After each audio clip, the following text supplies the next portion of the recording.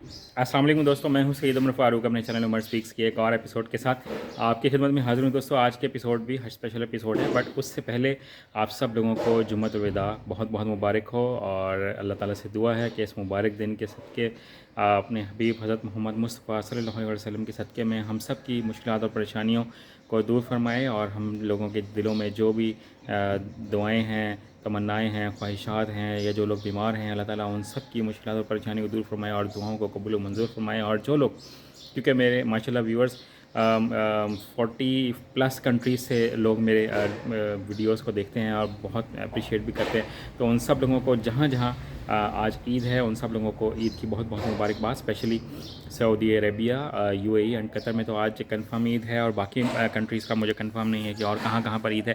तो जहाँ जहाँ भी आज ईद है, उन सब लोगों को ईद की बहुत बहुत मुबारकबाद।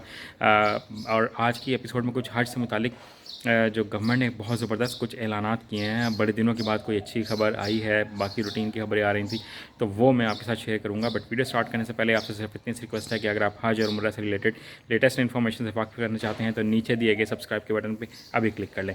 जी तो दोस्तों, सबसे पहले जो बेहतरीन खबर है पाकिस्तानी गवर्नमेंट की तरफ से, बड़े लोग परेशान थे कि यार हमारी बायोमेट्रिक नहीं हो रही और हम पासपोर्ट कैसे जमा करवाएं। कुछ लोगों ने पासपोर्ट के लिए अप्लाई किया हुआ था, वो भी बहुत परेशान थे। तो गवर्नमेंट ने जनाब ज़बरदस्त, जो अच्छा काम करे उसको अप्रिशिएट करना चाहिए। गवर्नमेंट ने 28 अप्रैल तक ये तारीख बढ़ा दी है कि आप बायोमेट्रिक करवाएं, और अब कुछ रश भी कम हो जाएगा। बहुत से लोग बायोमेट्रिक करवा चुके हैं, और जो पासपोर्ट है वो भी आप 28 अप्रैल तक सबमिट करवा सकते हैं। तो ये बड़ी ज़बरदस्त शानदार खबर है। इसके अलावा जो ओवरसीज़ पाकिस्तानी हैं उनके लिए बड़ी शानदार खबर है कि अगर वो किसी भी वजह से पासपोर्ट अभी जमा नहीं करवा पा रहे, तो वो hajinfo.org जो वेबसाइट है, वहाँ से ईमेल एड्रेस ले लें, और फिर वहाँ पर जो वीज़ा प्रोसेसिंग ऑफिसर्स हैं उनको ईमेल करें। उसमें अपनी रीज़न बताएं कि हम लोग किस वजह से अभी तक पासपोर्ट जो हैं वो सबमिट नहीं करवा पा रहे, क्या अभी आने का मसला है या रिन्यूअल का मसला है, जो भी इशू है वो उसमें बता दें, ताकि उनका ये प्रॉब्लम सॉल्व हो सके।